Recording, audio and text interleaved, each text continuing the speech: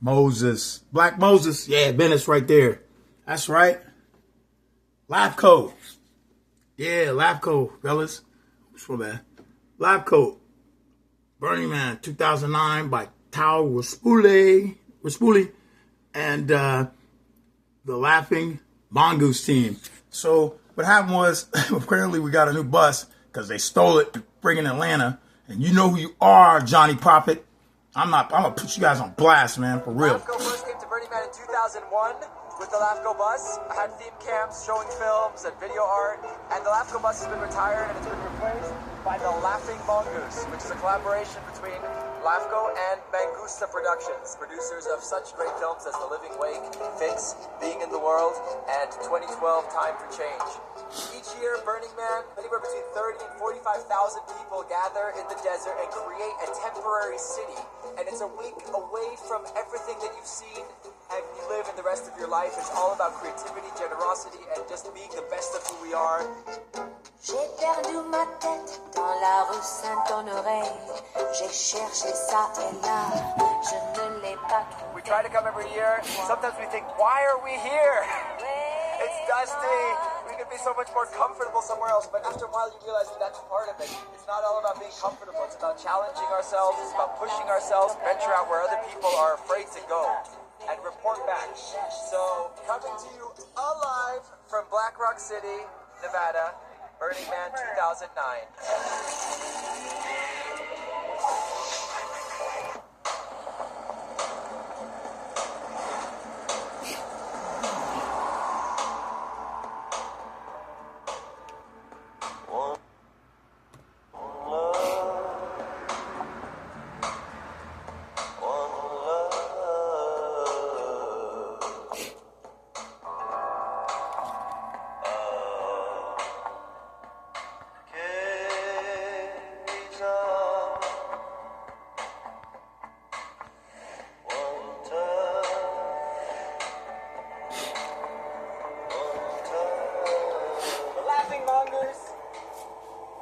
Going to Burning Man, exploring the next evolution of mankind.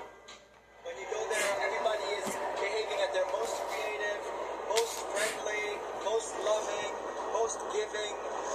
All of the negative traits of humanity kind of seem to disappear in this environment.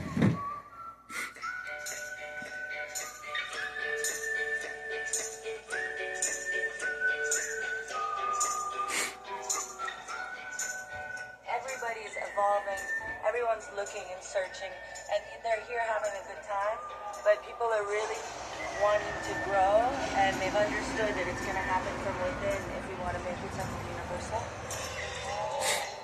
I think Burning Man is a really interesting project because it gives people an opportunity to practice living in autonomous communities, practicing cooperation, the art and the concept of giving for the sake of giving, and creating culture within the context of generosity and altruism. Until we can expand our language, we won't be able to expand our consciousness or our reality. And this is one of the places where I come that's really a fulcrum, it's really a precipice in which we can actually expand our language and our terms and what we use to speak about these conditions that are ultimately the human condition that we're facing here in 2009. Personal evolution, that's what I think is the next evolution within the species of humanity. So I'm glad that I can participate in this.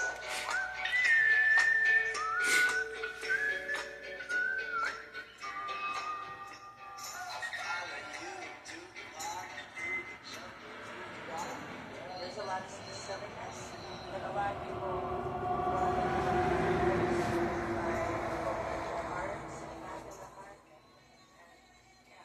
sharing with everybody else, sharing with their knowledge. Potentially post towards form social organization. It's kind of like a fractal.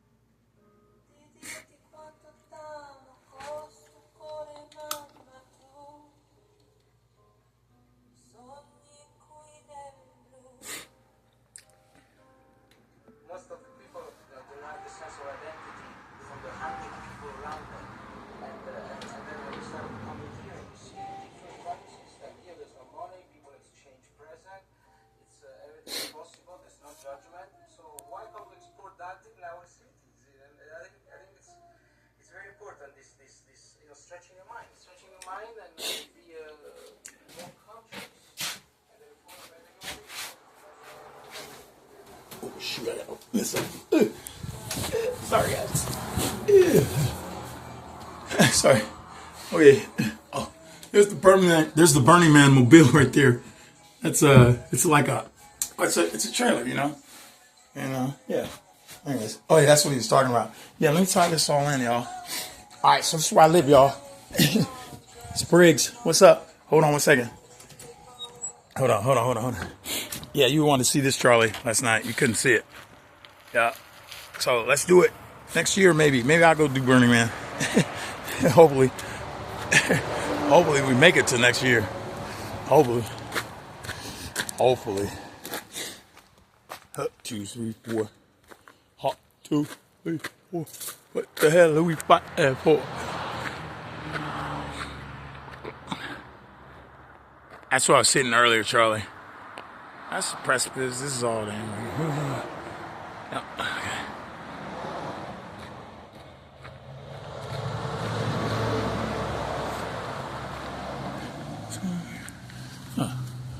What happened over here? Ants. Ants in the pants and the ants. There's a lot of them. Whoa. Oh, you guys. Whoa. Oh, Nelly. I'm gonna start coming out here and washing my face and stuff. I forget this thing's in here. Just take for granted, man, where we're at right here. Dan's got it all gridded out, man. Thank you, Dan. Man, thank Dan's parents and thank the Lord, man. Thank everybody.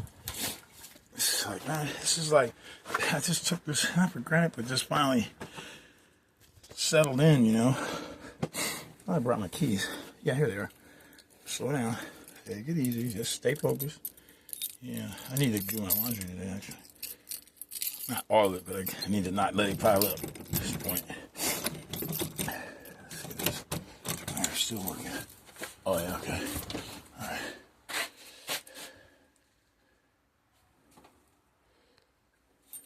Yeah. Oh. Okay, yeah, I'm doing laundry there. For show.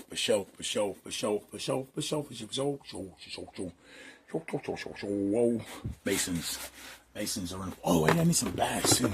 In fact, oh, shoot, he got born. Dang, man, Dan. D. Fickelstein, boy. Dr. Fickelstein. Call him Dr. Fickelstein. Yeah.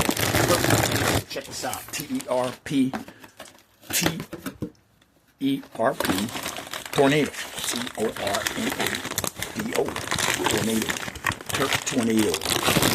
T-E-R-P. T-O-R-N. Tornado. Yeah, T-O-R-N-A-D-O. Turk tornado. IG. Check us on IG, man. Turk tornado. T-E-R-P. T-O-R-N-A-D-O. We are Devo. Whip it good. Da-da-da-da-da. Turk tornado. T-E-R-P. T-O-R-N-A-D-O. Turk tornado. It's IG, Instagram. Instagram.com/TERPTORNADO. Turk tornado or Instagram. I got to do all this today. I'm going to try to do all this today. Hopefully, I don't get too many calls today. I'm in here. It's me right here. This is cabin 1, cabin 2, cabin 3. That's the little side thing that pokes out. The other one is just like this. It just doesn't have this extension right here. And this is our water, the spring water. And then Dan captures it. Hey, there she is. There he is. Hey, what's up, buddy? Hey, Stalker. How you doing? Oh, shoot. Oh, I got some tuna for you. This is today. Hey, I got tuna for you, buddy. Hey, hold on, Stalker. Hold on. My bike. It blew up. My bike blew up. So I'm getting it fixed, but it just I haven't got to it yet. But the derailleur hanger, it's a long story. Anyways, the cable snapped. Boom. The tire went flat. I mean, it was an interesting situation happened. But it was just as I was riding out of here. Just as I was riding out, boom, the cable broke, and then it was just like a series of. Luckily, I hadn't got up to full speed. when it happened. But nonetheless, I was safe. Luckily, it just happened right here, right as I got out. Oh, here's my meal. Here's my dinner. My lunch, I mean breakfast. Oh, shoot. I done left this thing on here. Shoot. Look what I did. Still gotta eat it, though. All right, let me go feed the stalker here. That's so excited. Here's my Jacks. Huntington Beach. HP, what's up, HP? Shannon. All right, peace and chicken grits, y'all. I gotta get back to, my morning.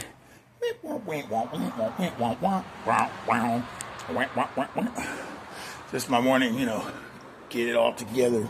Hey, buddy, how are you? Hey, stalker. Hey, I got some tuna for you. Here you go, buddy. Watch this. You got it? You ready? All right. We got tuna. Ooh-wee. You got a treat today. All right, dude. What's up, stalker? Your name is Stalker. Dan and I had a contest of for a week of what to call him. And I said stalker. And then I said a stalker. I've had a stalker. I actually had one a couple times. And twice. I only had twice real stalkers in my life. And then, so I said call him Stalker. And Dan had a name. And then we were after less than a week, Dan was like, man, I think you got it, man. I think you won this one. He didn't say won this one. He's like, yeah, Stalker it is, bro. Because you're right, that cat shows up right when you every time you're like, whoop, there it is again. Whoop, there it is again. Right when you least expect, it's where's Waldo? Or where's Droopy? Droopy was a cartoon character. He had 100,000 brothers or something, 100 brothers or something. But he would always be everywhere. He's real slow and he's like, Droopy, hi, my name is Droopy. And I'm just very tired of being chased by the big dogs. And then he would show up. I can't remember how it went, but what the storyline was. But the storyline, the main theme of it was he would drive people crazy or drive dogs crazy or animals crazy. But anyways, end up he had hundreds of brothers. It seems like he was everywhere. But he was everywhere. But it was because he had a bunch of brothers or dogs that looked just like him that were relatives. So anyways, without further ado, let this speak for itself.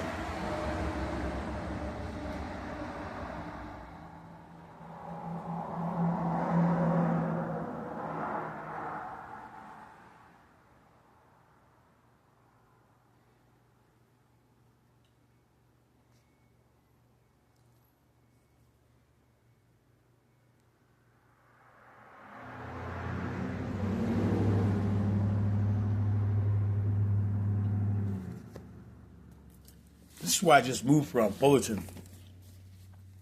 I lived in Tokerstown. Just check it out. It's the barrios, man. It's heavy over there.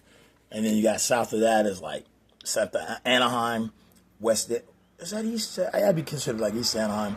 And then rugged. rugged. Now it is West Anaheim. We used to call it Annisline. That was the barrios. But now, the whole Anaheim it's a little different over there. Let's just put it like that. I'm cool with everybody, fortunately. Yeah, man. I'm cool with all the homies and the paisanos and the vatos and even the F troop out there, man. Those guys are cool, man. I ran with them cats a couple times. I can get some video of those cats. When they started getting me into the depths, I said, hey. I didn't even say anything. I just peeled out and started going because I was like, nah, I'm not going to get to somebody's crib, man. And they're going down the side street. It's a main street, but they were like, that's a perfect trap. Oh, yeah, you feeling good. And, hey, man, these cats are homies, are cool, But they started kind of pulling a little distance from me, they were hustling, can you run up quick? I had a feeling of hey, one of the kids were on bikes. It was 4 o'clock, 3 o'clock, 2 o'clock in the morning or something. And I was just kicking it. And I just said, man, I'm going to go through F-Troop land because I'm going to go back to Fullerton, I was out all day or something. I ended up in Newport Beach or something. I missed all the buses. So I was like, F it. I'm just going to ride. I'm going to cut through Santa Ana, and cut through F-Troop land. See if I could catch up with one of them cats, man. It sure did enough. I got this little 7-Eleven. It's a small one. It's just a little mini one. Started hollering at some dudes. I was like, yo, Chico, that Negro Renfro. Hey, man, I said, Inglewood. Ain't go all the way. Oh, what fun it is to ride on an Ingle hoopty, yeah, ole. And they were like, oh, man, that's a good one right there. On my bikes, yeah, they was like, what up, homie? I said, I'm chilling, man. Non-affiliated, you know what I mean? I know this is F-Troop land right here. I'm not tripping. I'm just here, man, just being me, you know what I'm saying? And I'm just cutting from Newport. I just had a long, great day, man. How y'all doing tonight, man? I said, ¿Cómo estás anoche? I said, hasta noche. Hey, what's happening, man? I said, ¿Qué tal? Yeah, and they was like, oh, cool. Yeah, you speak a little Spanish? I said, yeah, I get down a little bit. Olvido, like, no practicar and stuff like, means like, I haven't practiced, I forgot a little bit. Due to the fact that, the people are not Atlanta, like, 16 años, 16. I lived there 16 years. We 2009. It's like 709. This I was like saying 2009. They could tell I was like, I was getting down. They were like, yeah, I can see you forgot a little bit, but yeah, you cool, man. And they said, hey, man, ride with us, man. So we riding real hard. I had a BMX bike. I mean, it's on my mountain bike, but I had my Giant with me. Boom, they're riding like they know how to ride. Woo, they got BMX bikes, they were chilling. I said, hey, come with us, man, to our crib, bro. You good. So to our spot, man, so we can vouch you in and stuff and whoop-de-whoop. By then they had already said one part of it, they finally said I could film. I was like, hey, man, you guys have a trip? They're like, yeah. They said, who you know? And I said, Al Martinez, like used to have Cruiser Magazine and stuff. You know Al? I said, yeah, you should be big concerts and stuff. They said, yeah, we remember when we were little kids and our fathers had told us about it and our uncles and stuff. I said, yeah, I know him. He used to have like somewhere his paint shop was somewhere around here. And they said, it's right over there, man.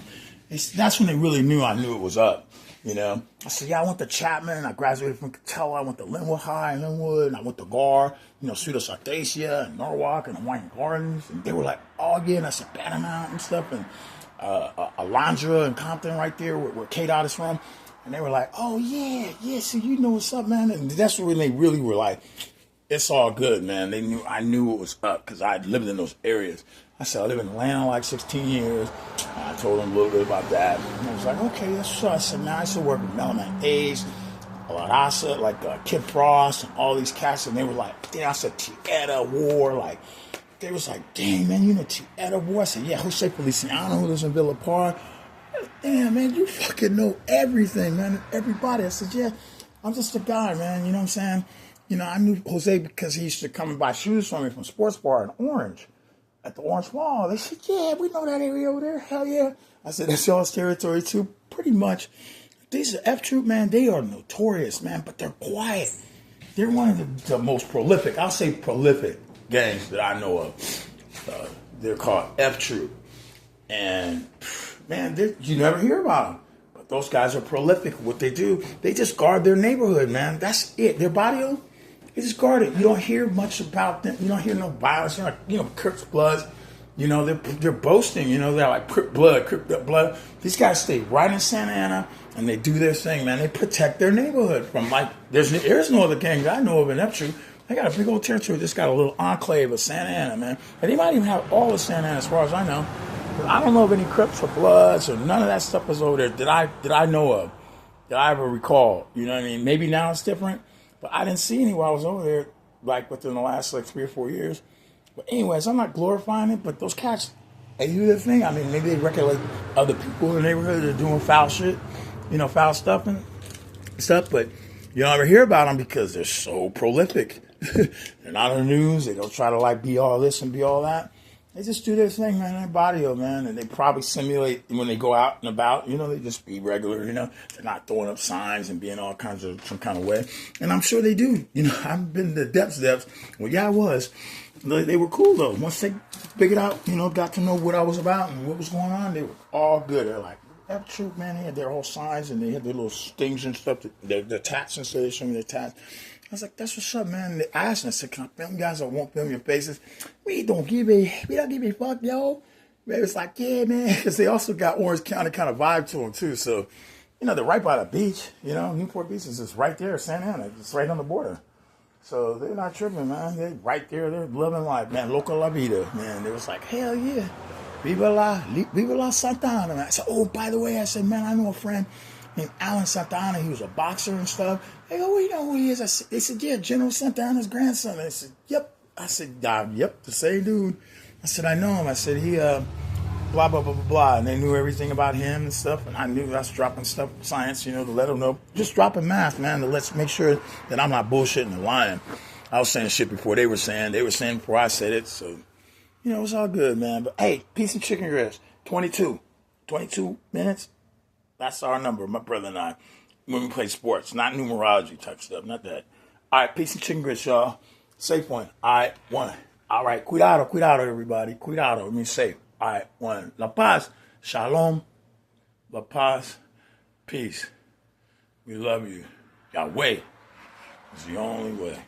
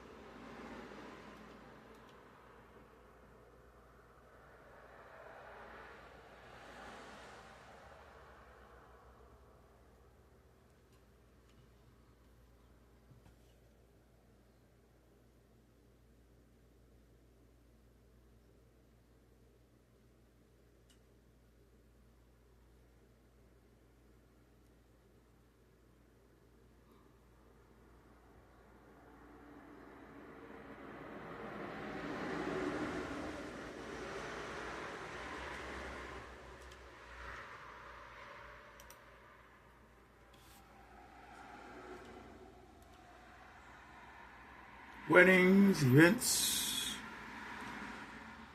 TAO Ruspoli, LAFCO. That's right. That's us, man. James Wade, Black Moses, Olivia Wilde, DJ Life, Kendall, Brother Nift, Travi, One Man, and KP. Yeah, real Crips, man. Crypt up. Yeah, that's right. Cryptocurrency. Yeah, that's right. Yup. Real stuff, man. Not somebody to joke with, man. But we'll give the shirt off their back, man, for real. Yes, sure. Yup. See, here's LAFCO right here. There's TAO. Boom. And there's TAO right there. There's Olivia Wilde. They co-founded LAFCO. We're LA Film Collective, man. They brought me in, vouched me in, straight up. You know what I mean? And that was his wife at the time. And then this is TAO right here. See LAFCO? He founded LAFCO, the Los Angeles Filmmakers Collective. Yep, that's me. I was there, man. I was like the last cat to come in there, if I'm not mistaken. The group of filmmakers and musicians and promoters, they brought me in as a concert promoter. I did On the Rocks with Nick Adler. Thanks, Nick. Thanks, Mr. Adler and Cisco and everybody. And Pedro Shannon, what's up, man? You kill it. Man, they put our event was like up there for like, man, it was up on the Rocks, which is above the Roxy for a couple years, man. And then that's Olivia Wilde. They co-founded, Olivia Wilde's 1 million richer than TAO. That's crazy. They have a comparison of his ex-wife. That's funny, man. That's crazy. But they co-founded, TAO founded it, and then Olivia, I think she spearheaded it too. I don't know which one like actually came with it, but when I got there, they walked me in. Oh, and what's his name from Woo, West Coast Woo? He's the one. Oh yeah, and Evolve was in it. And then there was West Coast Woo. Jamal. Yeah, I gotta give him props, man. He's the one that like, hey man, I know this cat from Atlanta, man. And then he eventually Evolve, and the Evolve brought me to Black Moses. Started talking to him. Next thing I know, I was living in this crib right there off of Abercrombie and Venice Boulevard. It was Dogtown Skate Shop. Was still open at that time. Now it's a realty shop, Dogtown Realty. And then behind there, now it's called the Harlot. And it was on Electric Avenue. And then Jim Morrison lived there. And he's lived in a lot of places. But at any rate, yeah, it was called the Harlot. You go down a slope alley. Like, hey, not an alley, but just beside the skate down. Dogtown Skate Shop was still there, man. And we live like, if you can come around the back around Electric Avenue and stuff. But, yeah, let me see. Let me look at her stuff. See what she got. It says LAFCO on here. Does it say LAFCO? Let me see. Because see, TAO, it says TAO founded it. See, it doesn't say LAFCO on here. But she was a part of it. I mean, she was in, she actually almost got, what was that movie? She almost got the, it was Casino Royale. I remember she came back. She had one more last, like, audition or whatever. Maybe a screen test or something. And she came back, she's like, I was close. She was crying, laughing, but like seriously funny, like, we were like, how'd it go? She's like, almost. It was close. I felt like I did a good job, but I don't think I got it. And I think, or maybe she went and got, I don't know if they told her right away, but at some point when we found out, like whether it was, she came out of the house and stuff. They lived down the street. And off of, if you go down Pacific towards the from Venice Boulevard and in Abercrombie, you go like down Pacific, and they live like, it's kind of the street that kind of cuts angles, and you got to go over a little bit. But they had a real nice condo, and he had some ancient furniture, like some real, they're not antiques, man. It's stuff from like back in the 1600s, 1700s, if I'm not mistaken. I could tell it was legit. When I first went to their house, they had a little soiree and stuff, and then, it was part of LAFCO, man, LA Film Collective. And I did an event before I headed out of town. And I went on tour with Jeannie Ortega and Hollywood Records and stuff, and toured. And Darren Hall and Joanne Swartz hooked me up on that. And they cut a deal with the guy. I think it's Bob Ezra's son or something. He ran Hollywood Records, which is their arm of their soundtracks. Like Queen is on that label and blah, blah, blah. But anyways, you guys can look it up. Just go to, I'm not bragging or boasting about this, but, it just happened to pop up, or I popped it up. Just to let you know, like I knew LAFCO was on here. Yeah, see, it says right here. Let's see it now. He accomplished. Let's see, it's something about TAO, but TAO, man, he's a prince, man. It's TAO Ruspoli, House of Ruspoli. His dad is Dotto Ruspoli, and Dotto is like he was the best friend of what's his name? I just had a brain for it. His father was really dear friends with Salvador Dali. Yeah, here it is right here. Let me see, I just saw it. Where did it go? Okay, oh, here it goes, right here. Yeah, that's him right here. Yeah, man, his body is a classic. This is in one of, I think, his father's castle. And Tao's filming it. And then, also, you know, Shannon McCollum, like, 45. how long did he smoke? Yeah, I smoked all my life. Opium. All my life, morning. Opium. 6 pipes in the morning, 6 pipes, and you never overdose. And now I'll show you why. Let's go. I'm going to show you and explain the difference between ritual and suicide. I'm going to explain you why. One thing Ninth Prince of Italy. He's passed away now. Just poison, which is sold by industry. So this is the beauty of an opium pipe. And this was a lovely story of Tony Ganderias, who left it to me after he died. He smoked till 87 years old in this pipe. It's the pipe, I think, that killed his father too. And you see, it doesn't kill because you can't overdose. That's why it's a joke saying it killed, because the other father, I think, also was 85 or something. So maybe he went up like this slowly. So why did you stop? Okay, now I stopped because of the crazy cigarettes. Cigarettes, not tobacco. it's another thing that LAFCO did, like right here. Check this out. Us as we go out, like I've never traveled in a lot of the middle of America, like what we should look for or what we should be asking people. Or it's right before they came to Atlanta, and then they stole, fucked up the best Savannah. Fucked up the ass and stuff like that. But I wouldn't go. You remember Easy Rider when that came out? It was a very political movie in 1969. In the South, they loved the ending because the two hippies got. Well, you remember Easy Rider when that came out? It was a very political movie in 1969. In the South, they. Well, you know, I'd be careful about rednecks and getting fucked up the ass. It is a political discussion in a way. Right. Politics is part of life. Any like words of wisdom for us as we go out? Like I've never traveled in a lot of the middle of America, like what we should look for or what we should be asking people, or. Well, you know, I'd be careful about rednecks and getting fucked up the ass and stuff like that. But I wouldn't go. You remember Easy Rider when that came out? It was a very political movie in 1969. In the South, they loved the ending because the two hippies got shot. So there was a happy ending for them. Remember that. So don't be stupid.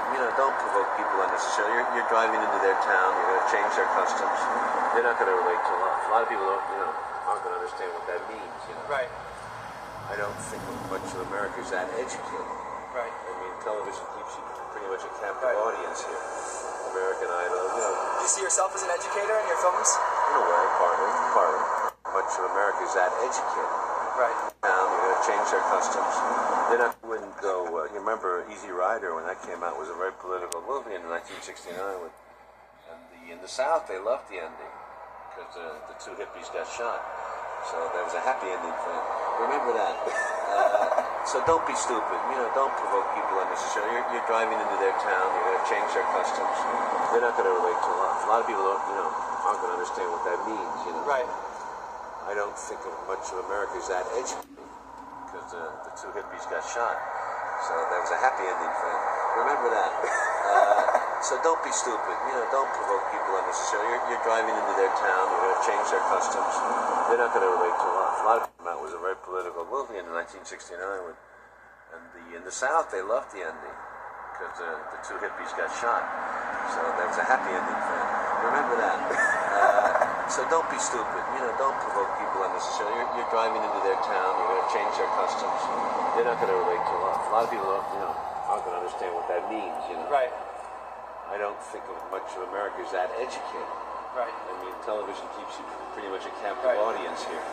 American Idol, Do you see yourself as an educator in your films? In a way, partly, sure. Let's Part talk of for responsibility. What I'm saying to you is, you gotta be. It's use skillful means to get your message across and avoid some of the cities. Yeah.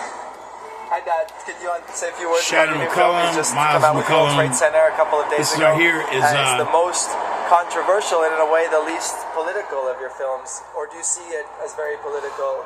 Now, this is Shannon McCollum right here. This is Lil Yachty's pops. And this is TAO filming that also. Than you can say. What did I just see? It works in a lot of ways. Yeah. You're following your father. One of the scenes here, I'm actually not in it, but it's at the penthouse that Cal Kelly, Dory, and Chris get to me. Yeah. How long you been doing it? 15 years. Why'd you become a photographer? My dad's a photographer, so Hello. it's in my blood. I had the opportunity to be an 8-year-old in the dark room with my dad, and being able to see different images from Muhammad Ali to the Beatles to different presidents. Philip McCollum, photojournalist. Still shoot, still is. What was the power of the photographs that made you want to follow in his footsteps? The journalistic approach. That's how Here's the penthouse coming up today. Yeah, there it is right there. He shoot that. Yeah. What is All right, let me rewind this because I want to hear you say Philip McCollum about his father giving Oh shoot! As I predicted, Oh, Elaine no, I don't want Maxwell this. is making her That's not who I move. want. She has Donald Trump cornered. Donald Trump has being like a Renaissance period. Still shoot, still is. Yeah, his father. I want to. Different. This is who I know. Presidents, His a pops. lot of stuff he used to photograph. What was his name? Philip McCollum, photojournalist. Still shoot, still is. Yeah, that's how I met. I met his father first. Crazy story. There's Cody. Yeah, Cody was in it too. I introduced him to his about his father. I told him about his father. And being able to see different images from Muhammad Ali to the Beatles to different presidents, just a lot of stuff he used to photograph. What was his name? Philip McCollum, photojournalist. Still shoot, still is. What was the power of the photographs that made you want to follow in his footsteps? The journalistic approach. That's how I shoot my music. Very journalistic. What does journalistic mean? That was my spot right there. He We're shot. in like a Renaissance period right now. And just the way the cats was shooting jazz in the 60s, shooting Coltrane and Monk. This is Lil Yachty's pops. You know, in rehearsals, all that kind of stuff. I'm doing it now with the hip hop. LAFCO. So, you know, But keeping it moving. But I met his pops first, and then I was trying to introduce him to Shannon. Hey, Shannon, you got to link up with this guy, Philip McCollum. He goes, man, that's my pops. He let me go for 5 minutes, man. See how people. And he said, that's my pops, man. I said, why'd you stop me, dude? I'm embarrassed. I want to leave. You know, how people, That's mine. I said, you know, survive. You know, Do you have any like ambitions of like what you'd like to do or what you'd like to happen with your work? I said, dude. He goes, man, you describe my father better than me, bro. I said, damn. With it, you know what I mean? But of hip hop, of music, you know, showing my shit, showing my images, touring with different artists, touring with Lil Jon, touring with India Ari, touring with Dead Prez, you know, just getting it in, you know, shooting stills on the plane, shooting stills in the airport, at the hotel, backstage, on stage. We just got back from doing a tour in Europe. What's the role of hip-hop in the world today? It's huge. I've been a lot of places, and hip-hop is huge, to where we was in London, cats was rocking A-hats, and that's the influence Atlanta has. It was cats rocking A-hats in London. I was like, what is this?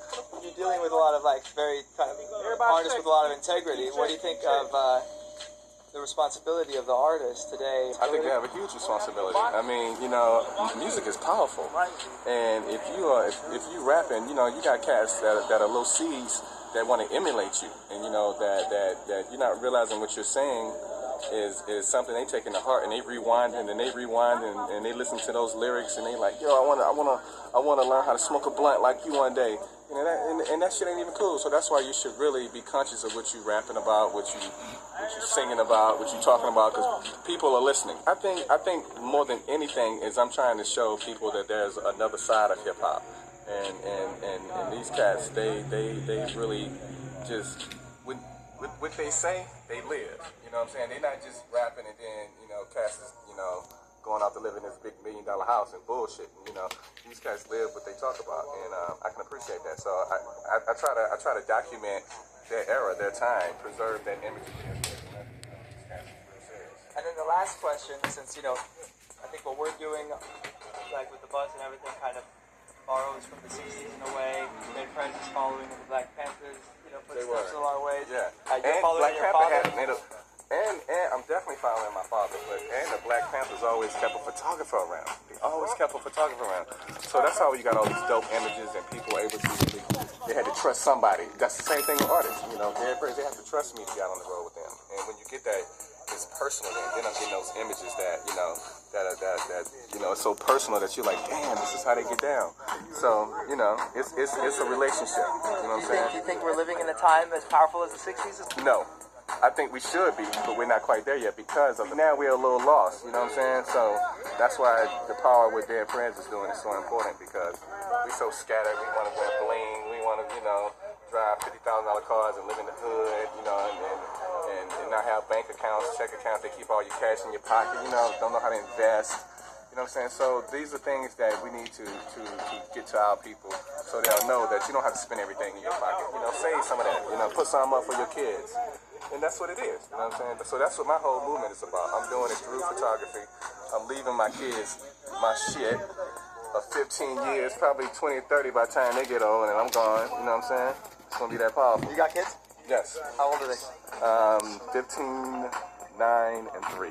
Do any of them have shown interest in photography? My son Miles, he's really into photography. He wants to be a DJ. You know what I'm saying? So he's around me with artists. He's around me with producers. So he's already getting that niche. And, you know, we should expose it to him. You know what I'm saying? This is the arts. And we can't wait for the schools to give it to our kids. We got to put them on hand. You know what I'm saying? I teach my son that internship and following an artist or following somebody and whatever you want to do, go do it for free and learn it.